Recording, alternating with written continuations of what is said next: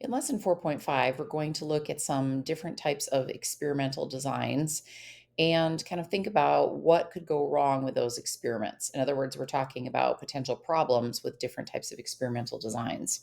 If you haven't already watched the Would You Fall for That video that was linked in this lesson, please do that first.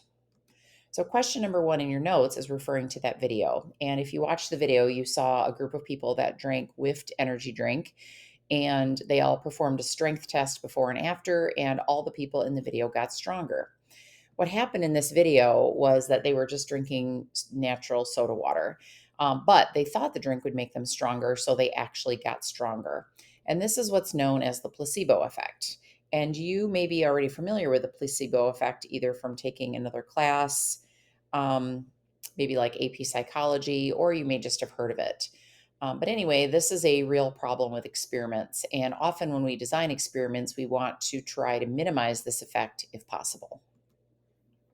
In example number two, it says Mr. Manning is trying a new beard conditioner to help his beard grow as part of No Shave November. At the end of November, his beard is 3 inches long, and he claims that the conditioner must work. What's wrong with this logic? Well, in this case, we don't know whether his beard grew because of the conditioner or if it would have grown 3 inches even without it. We have no way of knowing whether the conditioner was effective. And the problem with this example of an experiment is that we have no basis for comparison. So when we're designing experiments, we typically want to have something to control or something to compare our treatment to. And oftentimes we can use a control group to accomplish this. So if Mr. Manning would have applied the beard conditioner to half of his beard, but not the other half, and he saw a difference in the lengths of the two sides of his beard at the end of the month, and he was able to compare that, he would know that the conditioner worked. But without a form of comparison, there's no way to know for sure. Example number three, Mrs. Soto is trying a new protein supplement to help her bulk up before a weightlifting competition. She takes the new supplement before her daily workouts. She wins the competition, so she knows that the supplement is effective. Are these results valid?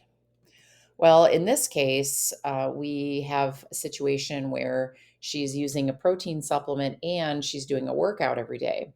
And so we can't really tell which of those two things is causing her to win the competition.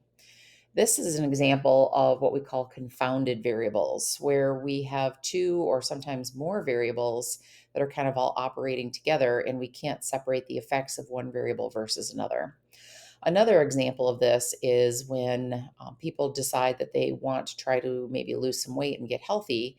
They might improve their diet, they might eat more fruits and vegetables, maybe take some supplements, and also maybe start exercising a little bit more.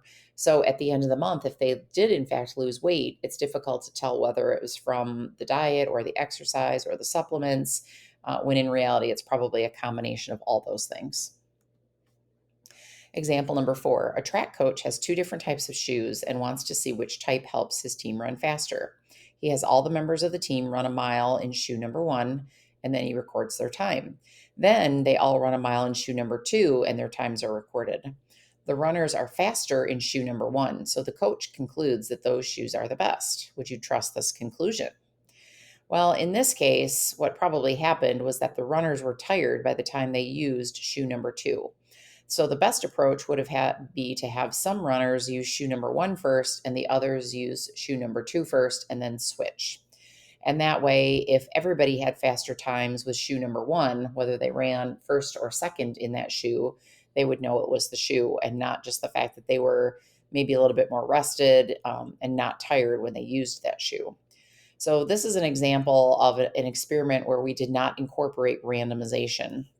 And randomization is important because oftentimes, if we use one treatment right after another, it's difficult to tell whether the order of the treatments made a difference or if it was the treatments themselves.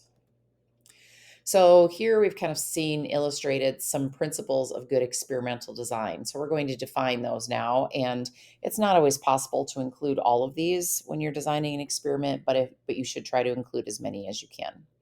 So number one, experiments should be comparative. That means that we want to either compare two treatments to each other or compare a treatment to no treatment where we would have a control group. A situation where you could potentially use two different treatments would be where you have long distance runners, and maybe one group of runners drink water during the race and the other group drink a sports drink like Gatorade.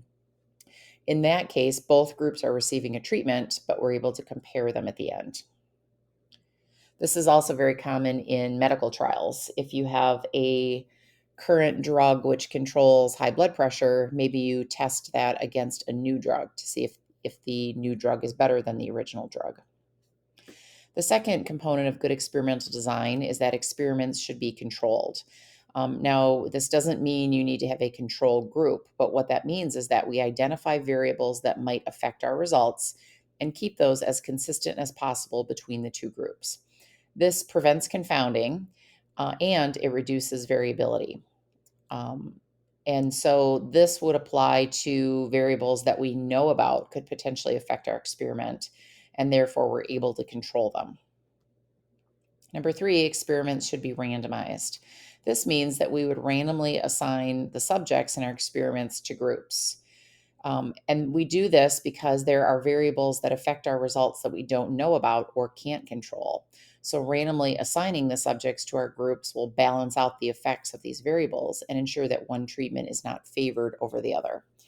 And a lot of times, we do this because if we let subjects self select, then we end up with perhaps subjects with the different abilities in the two different groups and so on.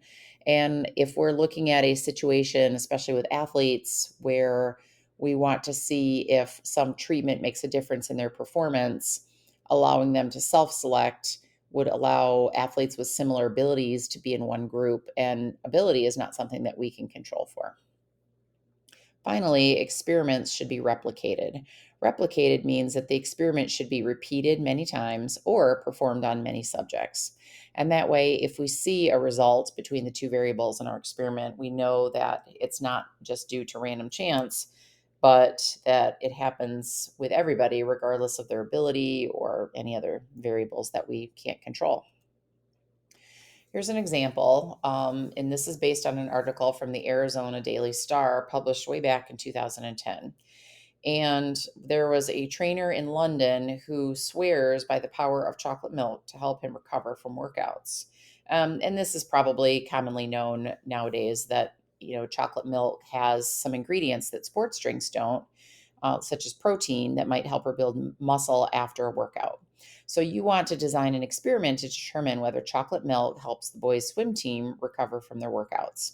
So in this example, we're going to look at several different types of experimental designs and maybe kind of think about what might go wrong and how we could make them better. So probably a good thing to do at this point would be to pause the video and read through these experimental designs and write down some of your own ideas and then restart it and see how you did. In example A, it says, suppose you look at race times from the boys' swim team last year. You also ask each swimmer whether or not they drink chocolate milk. You analyze the data to see if swimmers who drink chocolate milk swim faster. Is this an observational study or an experiment, and why? Well, this is obviously an observational study.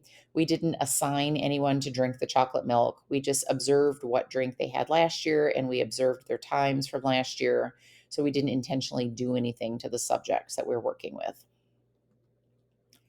Now, suppose that your friend proposes an experiment in which you record each swimmer's fastest times at the start of the season, give them chocolate milk after every practice, then record their fastest times at the end of season. What are some problems with this experiment? Well, you might have noticed right away that there's no control group, so we don't have anything to compare it to. And we also noticed that they may have just gotten faster from the training alone. If we're measuring beginning of the season and end of the season, hopefully with a couple of months of training, they would have just naturally gotten faster. In part C, it says another friend proposes an experiment in which half the swim team will be given chocolate milk to drink after practice and the other half will be given soda.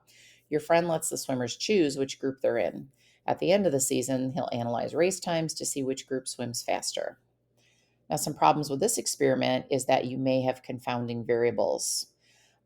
What might happen here is that the swimmers who choose milk over soda might just have healthier diets overall, because if they care about their diets, they're probably not going to select soda.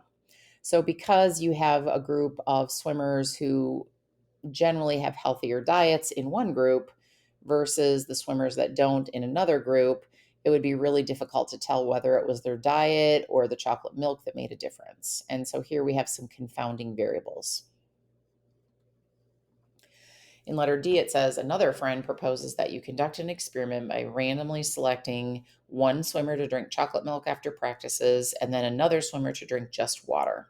At the end of the season, the two swimmers' race times will be analyzed. Now, the problem with this experiment is that we don't have any replication going on. We're just having one swimmer in each group. And so those two swimmers may have gotten faster just by chance, but that doesn't mean that everybody will.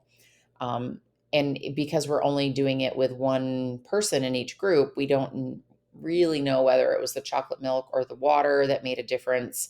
We would want to see this result repeated many times to know if the beverage actually has an effect. Please do homework 4.5 in your assignment packet.